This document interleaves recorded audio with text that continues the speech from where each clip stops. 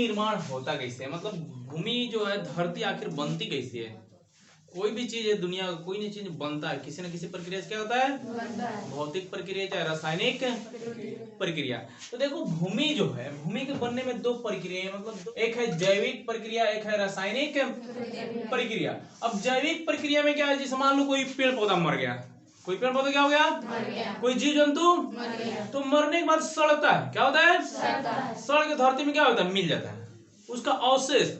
यानी जैविक प्रक्रिया जब कहेंगे तो मतलब पेड़ पौधे हैं चाहे जीव जंतु ये सब मर के किसमें मिल रहे हैं, धरती में मिल रहे हैं। उसके बाद रासायनिक प्रक्रिया। अब देखो रासायनिक प्रक्रिया में मान लो बड़ा बड़ा पत्थर टूटता है, क्या होता है, बड़ा बड़ा टूटता है, टूट के क्या होता है कि मतलब गर्मी, धूप होगा बहुत ज्यादा गर्म हो गया, बारिश हुआ ठंडा हो गया, हवा चल रही है घिस घिस रहा है, डुगुल रहा है तो टूट रहा है। तो इस प्रक्रिया में एक बड़ा सा पदार्थ टूट के छोटे छोटे कणों में क्या होता है, और वो जो कण है फिर किसी दूसरे कण से मिल जाता है, इसमें रासायनिक संयोग होता है, इस तरह मिट्टी बनता है।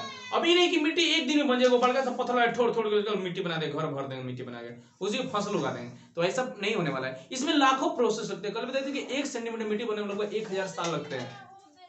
अब एक बड़ा सा पत्थर है, एक बड़ा सा पहाड़, चल के मिट्टी बन जा मिट्टी, हिमालय पर्वत जाकर मिट्टी बन जा, वहां मुखी रोपेंगे, अगर रुकिए बन जाएंगे, इंतजार कीजिए ना 200-400 लाख साल, हमें ठीक है इंतजार करें बन।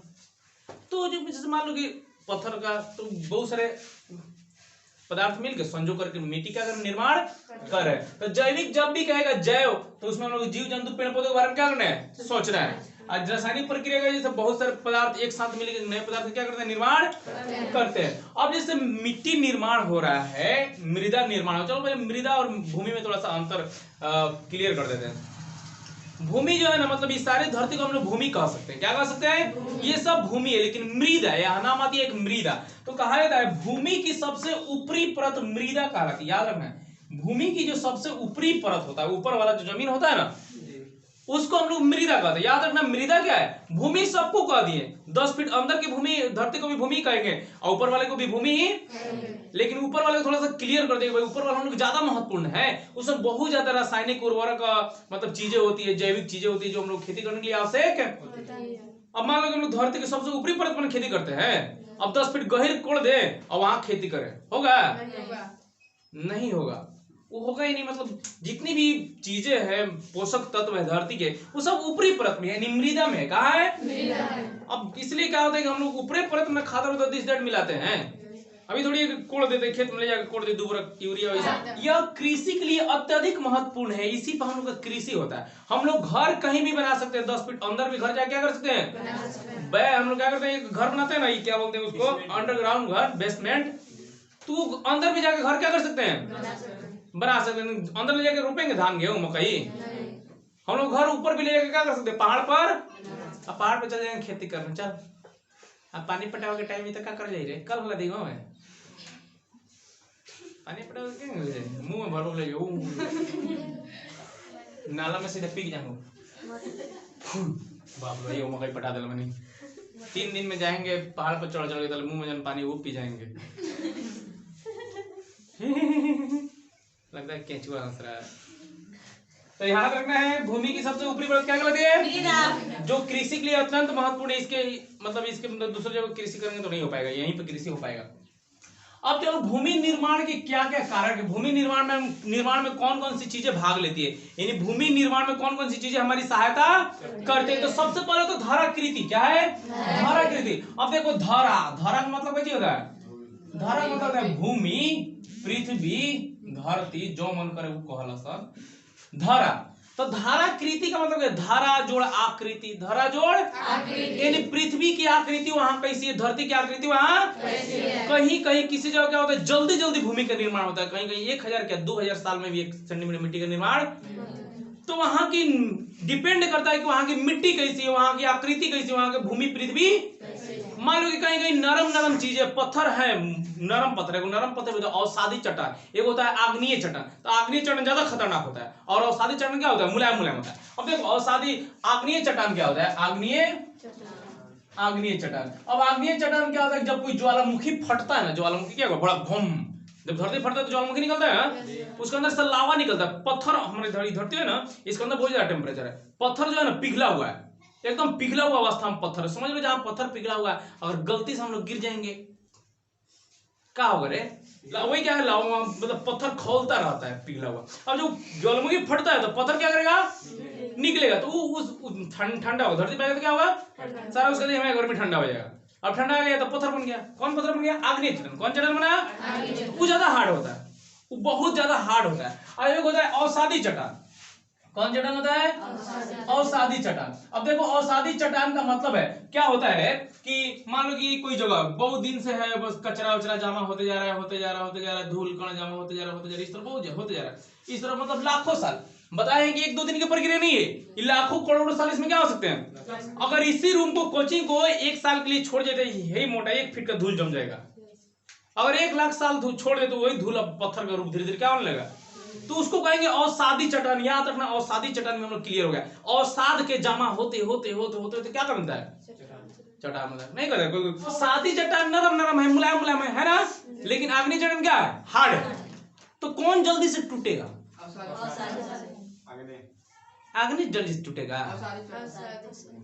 अरे ससुरा नहीं तो हार्ड है, बड़ी हार्ड है। अगर दे दिए है तुमने पत्थर से तो टूटते तो तुम हाथ टूट जाएगा, लेकिन भाई जल्दी क्या हो जाएगा, टूट जाएगा। अवसादी का मतलब कूड़ा कचरा से क्या हुआ है, अवसाद। देखना कोई पत्थर खाली हाथ से नहीं टूट देता है, अब ढम ढम करते रहता नहीं टूटता है। तो अवसादी चट्टान जल्दी टूट जाएगा। तब ये डिपेंड करता है कि आप वहां की धराकृति कैसी, वहां की भूमि। अगर अवसादी चट्टान का बना है तो जल्दी जल्दी वहां मिट्टी बनेगा, हवा आएगा उड़ा कर ले जाएगा। बारिश आया उसको पिघला के, तूफान आया उसके साथ रगड़ के क्या होगा, बारिश पड़ा टुप टुप टुप टुप पड़ते पड़ते बहुत दिन तक बारिश हो, उसका एक अंश क्या हो गया, टूट गया। तो ये जल्दी टूटेगा, अवसादी वाला जल्दी नहीं टूटेगा। तो अवसादी चट्टान है वहां जल्दी जल्दी मिट्टी बनेगा, आग्नेय चट्टान है वहां जल्दी जल्दी बनेगा नहीं बनेगा, जल्दी जल्दी मिट्टी वहां। तो डिपेंड करता है कि वहां की धराकृति।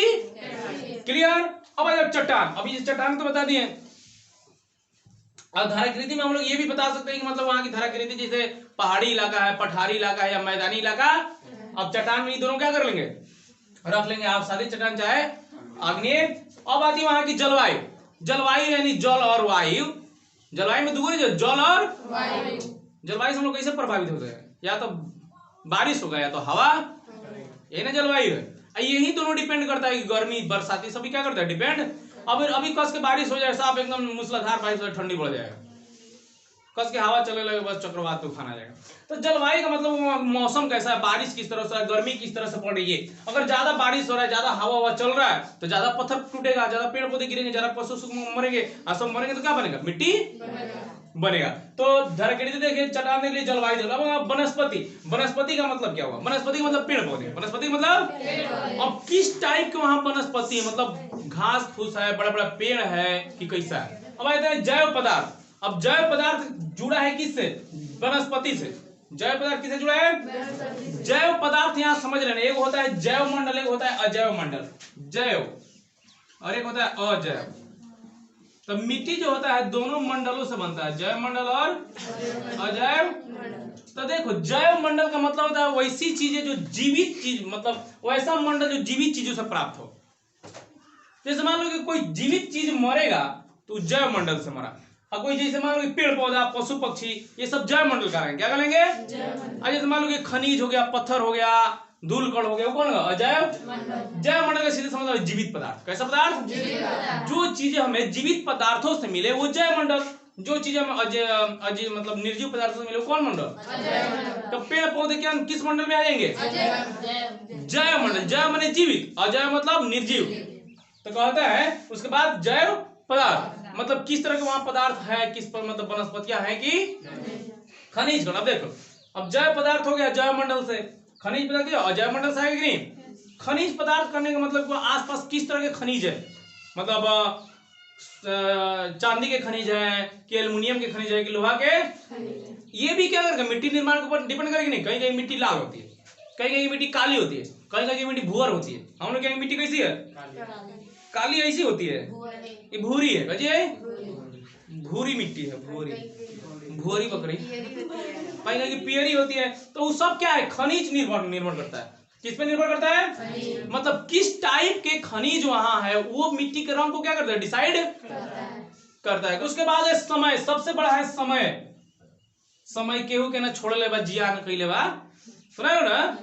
अभी पत्थर को भी जियान कर रहा है, जयमंडल को भी क्या कर रहा है, जियान कर रहा है जयमंडल। अब भाई सब जितनी भी चीजें सब लिया कर रख दे के भी, कभी मंजा मिट्टी, मंजा बंजा मिट्टी, चप्पल निकाले, जूता निकाले, बनेगा नहीं।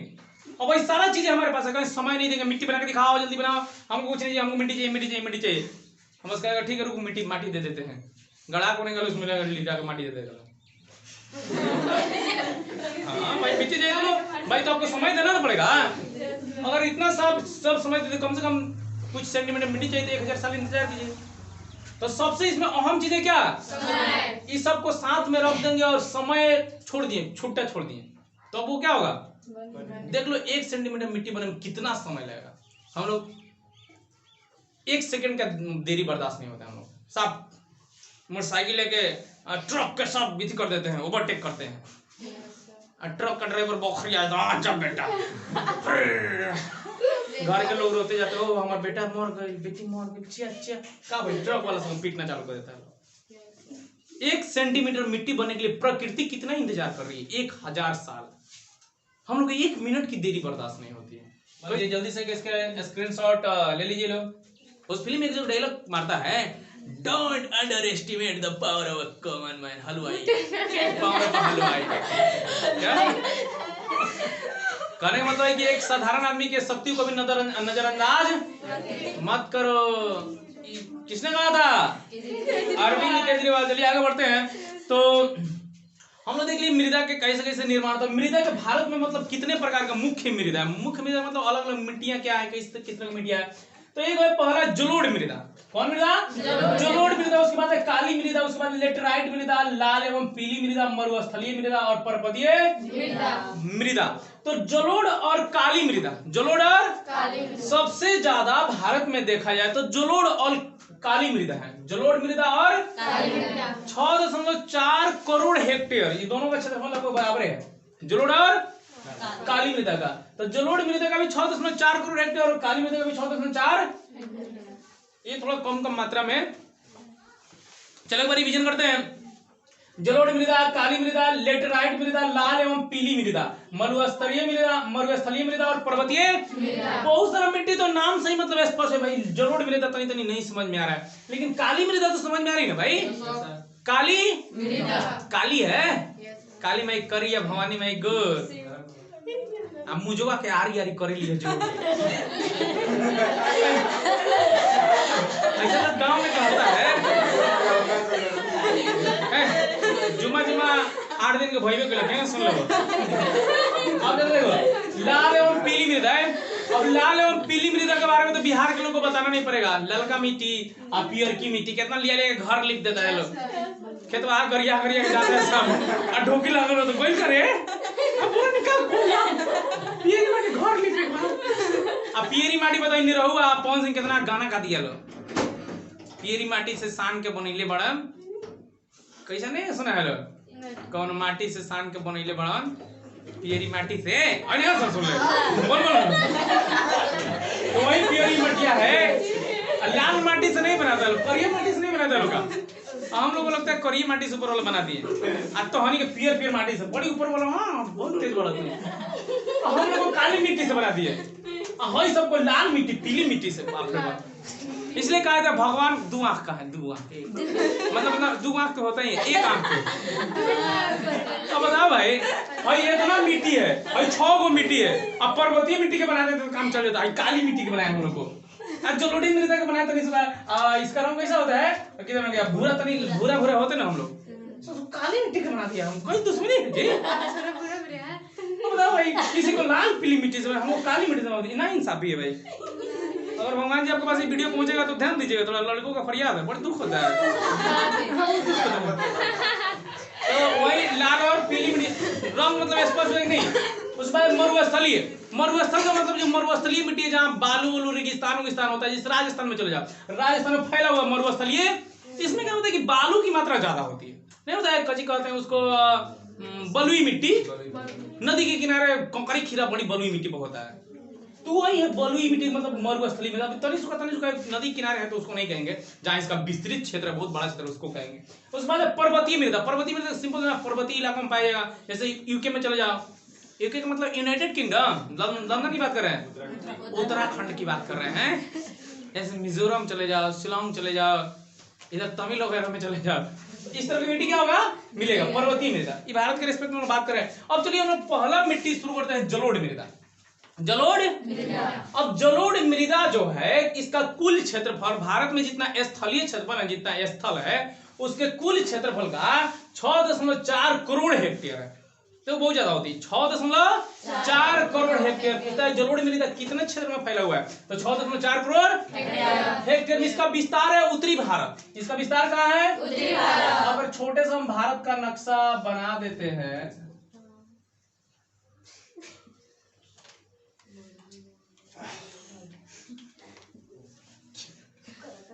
कौन सा सियातर है, तो ये नॉर्थ है और ये साउथ है, ये ईस्ट है और क्या है वेस्ट। तो ये जो सब इलाका है ना, ये सब इलाका में कौन मिट्टी फैला हुई है, जलोढ़। यानी भारत का लगभग उत्तरी इलाका पूरा जलोढ़ मृदा से भरा हुआ है। उसके बाद इस जलोढ़, देखो मिट्टी क्या होता है कि नदियां बहा बहा के कहीं से क्या होती है, अब जैसे बाढ़ होता है तो नया नया माटी क्या होता है, आ जाता है, और उस माटी में धान गेहूं बड़ी होता है, धान बड़ी होता है। तो इस मिट्टी को बनाने में 3 नदियों का बहुत ज्यादा सहयोग है, गंगा, सिंधु और ब्रह्मपुत्र। अब जब नदी होता है तो कटाव करती है, कहीं से मिट्टी कहीं काट के क्या करती है। अब क्या होता है कि नदी जो है ना, नदी जब चलता, मान लो इधर से चल रहा है, इस तरह नदी का रास्ता, अब कटाव कर दी तो काटते जाता है, इधर क्या करता है, नदी अपना रास्ता बदल लिया, कटाव कर लिया, और इधर क्या करता है, नदी में का माटी इधर जमा करते जाता है, जमा करते, ये पूरा क्षेत्र बन रहा है, और इधर कटाव करते करते करते करते करते करते इसका दिशा क्या होता जाता है, और जो काटता है जो जगह तो पहले उसमें माटी क्या करते हैं, भरते, इस तरह नई मिट्टी का निर्माण हो जाता है। तो याद रखना है कि जलोढ़ मृदा के निर्माण करता है गंगा, सिंधु और वही ब्रह्मा जी, 3 गो मुड़ी नहीं होता है। हाँ, और इस मिट्टी का रंग हल्का भूरा और लालिमा रंग लिए होता है। मतलब या तो आपको हल्का भूरा भूरा दिख जाएगा या लालिमा रंग, पूरे एकदम लाल नहीं, जैसे लालिमा, जैसे ये कलर बनी है, ये लालिमा है, पूरा लाल, इसका नेल पॉलिश लाल है। अब चलो, इसका जो जलोढ़ मृदा हम लोग कहा दिया कि उत्तरी भारत में, किस भारत में, लेकिन इसका कुछ भाग, मतलब कुछ मिट्टी गुजरात और राजस्थान में, चूंकि गुजरात यहाँ आ जाओ, राजस्थान इधर आ जाओ, तो ये चूंकि ये पश्चिमी इलाका हो, कौन इलाका हो गया, पश्चिमी भारत हो गया। और कुछ इसका जो मतलब ये थोड़ी है कि मतलब एक ही जगह, हम ज्यादातर भाग कौन भाग में, उत्तर भाग में है, तो हमने कहते ज्यादातर भाग उत्तर भाग में, लेकिन कुछ भाग इसका मतलब कुछ मिट्टी मतलब राजस्थान में भी है और गुजरात में भी, याद रखना, कुछ मिट्टी जलोढ़, राजस्थान में कुछ जलोढ़ मिट्टी और राजस्थान और गुजरात में कुछ जलोढ़ मिट्टी है। अब इसमें किस तरह के पोषक तत्व पाए जाते हैं, किस प्रकार के तत्व पाए जाते हैं जलोढ़ मृदा में, तो याद रखना है, इसमें पोटास, फास्फोरस, चूना, पोटास, फास्फोरस और चूना। हाँ, तुम लोगों को कितना आदमी को चूना लगाया होगा, पोटास, फास्फोरस और चूना। पोटास, फास्फोरस, चूना जैसे तत्वों की इसमें प्रधानता होती है, पोषक तत्व कहा जाता है। देखो मिट्टी में पोषक तत्व नहीं रहेगा तो नहीं होगा, वो क्या होता है कि फसलों सब पोषक तत्व की कमी है, तो हम लोग यूरिया डालते हैं, पोटास डालते हैं और 4G डालते हैं, कच्ची कच्ची नामों नहीं याद है हमको। इसमें कमी होता है नाइट्रोजन की, याद रखना है, जलोढ़ मृदा में किसकी कमी होती है, नाइट्रोजन। चूंकि क्या होता है कि बहुत ज्यादा दलहन के खेतों के लिए क्या रहता है, उपयुक्त रहता है, वैसे तो सबके लिए, लेकिन इस सब मिट्टी में नाइट्रोजन की कमी रहती है, इसलिए हम अपने खेत में ज्यादा क्या करते हैं, खाद और यूरिया नाइट्रोजन का ही तत्व है, मतलब उसे नाइट्रोजन ही क्या होता है, हम लोग अपने खेतों में बहुत ज्यादा नाइट्रोजन देते हैं, मतलब यूरिया देते हैं, क्योंकि नाइट्रोजन कम है इसलिए ज्यादा यूरिया हम लोग क्या करते हैं, बोरा का बोरा यूरिया लेकर ढा देते हैं खेत में।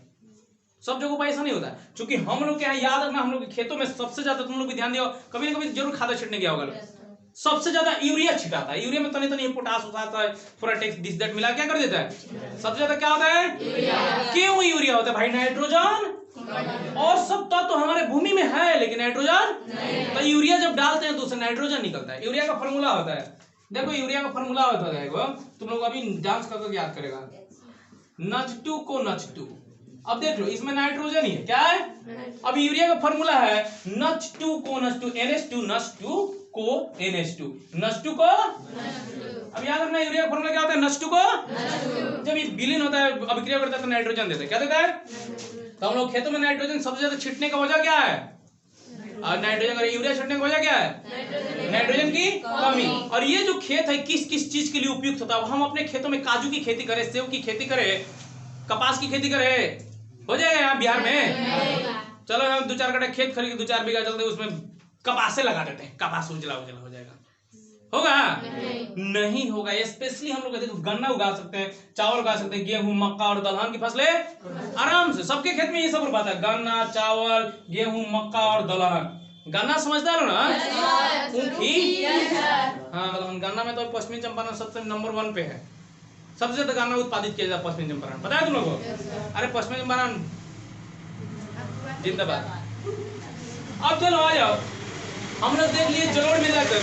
अब जलोढ़ मृदा जो होता है निर्माण के आधार पे, समय के आधार पर, मतलब नया पुराने के आधार पे, निर्माण के आधार पे इसको 2 भागों में बांट देता है। जलोढ़ मृदा कितने भागों में बांट दिया गया? 2 भागों में। अब क्या होता है बनावट के आधार पे, एगो नया जलोढ़, एगो पुराना जलोढ़। अब नया जलोढ़ मतलब अभी अभी बाढ़ आया है, नदी लेके पानी माटी क्या किए जमा, तो नया जलोढ़। और जहाँ कोई बाढ़े उड़े नहीं आता वो तो वो पुराना जलोढ़। अब हम लोग यहाँ कौन जलोढ़ है तुम लोग बताओ तो? हम लोग यहाँ कोई बाढ़ नहीं, हम तरसते हैं कोई बाढ़ आ जाए। बनावट के आधार पर कितने प्रकार के जलोढ़ होते हैं? 2 तरह के, एक नया जलोढ़ है, एक। अब चूंकि होता क्या, अगर हम लोग यहाँ भी बाढ़ आएगा तो नदियाँ अपने साथ माटी भी क्या करेगी? देखो कुछ हम लोग के साथ बुरा होता है तो उसके साथ कुछ फायदा भी याद रखना। जब भगवान क्या करते हैं, दरवाजा बंद करते हैं ना तो दूसरा दरवाजा खोल भी, लेकिन हम लोग का ससुरा आंख अंधा है, हम लोग खाली बंद दरवाजा को देख के सिर पीटते ढबाक ढबाक ढबाक, और दरवाजा खुला हम लोग को नजर नहीं आता है। याद रखना जब हम लोग को मुसीबत आता है ना उस समय हम लोग के पास अपॉर्चुनिटी भी होता है, मौका भी होता है कुछ नया करने का, लेकिन हम लोग इतने दुखी हो जाते हैं, हम लोग दिमाग में इतना गोबर भर गया होता है कि सामने बंद दरवाजा को सर बजा के सर पटक देना ढबाक ढबाक, और जब खुलल साइड में दरवाजा नजर नहीं जाता है हम लोग का। तब बाढ़ आएगा तो घाटा है, लेकिन इससे फायदा भी नई मिट्टी लाके हम लोग लालसरिया में क्या कर देगा, तो बहुत ज्यादा फसलों को, खूब ज्यादा। जहाँ 1 कुंटल होता है धान वहां सीधे 2 कुंटल होने लगेगा। तो नया जलोढ़ और पुराना। अब नया जलोढ़ है तो नया जलोढ़ भाई ज्यादा उपजाऊ होगा, उसमें पोषक तत्वों की मात्रा क्या होगी? अब जैसे तुम लोग नए नए विद्यार्थी है, चाहे नया नया स्टूडेंट अभी जवान है, तो कोई भी काम ज्यादा अच्छा से क्या कर सकता है? जो काम तुम लोग अभी कर सकते हैं गिलुआ माटी ढोने का, बुढ़ऊ लोग कर सकते हैं? तुम लोग एक बार में 5 को ईंटा उठा लेगा, अब बुढ़ऊ लोग 6 को 7 को ईंटा उठाते थे नहीं उठेगा, क्या समझ रही है? बुढ़ऊ लोग कम दमाएगा। नया जलोढ़ को याद रखना, नया जलोढ़ जो होता है उसको हम लोग खादर कहते हैं। क्या कहते हैं?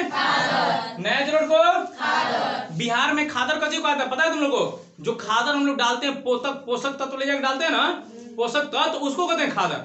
गोबर ओबर का जो बनता है जैविक खादर उसको कहते हैं। तो इसको नया जलोढ़ दे उसको खादर कह दिए, कहने का मतलब कि ज्यादा उसमें उपजाऊ शक्ति। क्या है? नया जलोढ़ जो है बहुत ज्यादा उपजाऊ होता है, इसलिए कह दिए खादरे हेतु, गोबर के खादर है। और जो पुराना होता है उसे बांगर कहते हैं। बांगर मतलब उसको बंजर, क्या होता है? बांझ, सुना है लो, बांझ जिसमें कुछ नहीं होता है। तो चलो आगे बढ़ते। नया जलोढ़ को कह दिए खादर। इसमें महीन कण होते हैं, इसमें बालू और मृतिका के ज्यादा कण होते हैं, जो जैविक कण बताए थे। ये अधिक उपजाऊ होता है। अधिक क्या होता है? पुराना जलोढ़ भाई पुराना हो चुका है, उसमें जितने पोषक तत्व हैं इस्तेमाल किए जा चुके हैं, इनको बांगर कहा जाता है। पुराना जलोढ़ को याद रखना क्या कहता है? इसमें कंकड़ और बजड़ी की मात्रा अधिक होती है। कंकड़ और बजड़ी की मात्रा, उसमें कंकड़ और बजरी वजरी सब क्या होगा? ज्यादा, और ये कम उपजाऊ। क्लियर? तो याद रखना बनावट के आधार पर जलोढ़ मिट्टी कितने भागों में बांटा गया? 2 भागों। मेरे साथ बोले पर जल्दी से। नया जलोढ़ को क्या कहा गया? खादर। जलोढ़ को खादर में क्या होता है? ज्यादा महीन कण होता है, और इसमें महीन कण नहीं होता है, इसमें कंकड़ और बजरी होता है। इसमें बालू और मृतिका ज्यादा होता है, ये कम उपजाऊ होता है, ये ज्यादा उपजाऊ। अब चलो आगे देख लेते हैं कि दियारा जो क्षेत्र है, दियारा क्षेत्र उत्तर बिहार का, हम लोग जा रहे हैं दियारा क्षेत्र, हम लोग मतलब नहीं है उधर पड़ता है लोग। तो वहां क्या होता है कि वहां भी जलोढ़ मिट्टी पाई जाती है, और वहां मक्का की खेती बहुत ज्यादा है, विश्व प्रसिद्ध है, इतना ज्यादा वहां मकई का उत्पादन होता है। तो याद रखना बिहार का जो दियारा क्षेत्र है वो मक्का के उत्पादन के लिए विश्व प्रसिद्ध। वहां कौन मिट्टी पाई जाती है? जलोढ़ मिट्टी है। सबके साथ लिखा गया था जलोढ़ मिट्टी ना है। क्लियर? यहाँ तो कोई प्रॉब्लम? तो जल्दी से इसका एक स्क्रीनशॉट ले लीजिए, आगे बढ़ा जाए।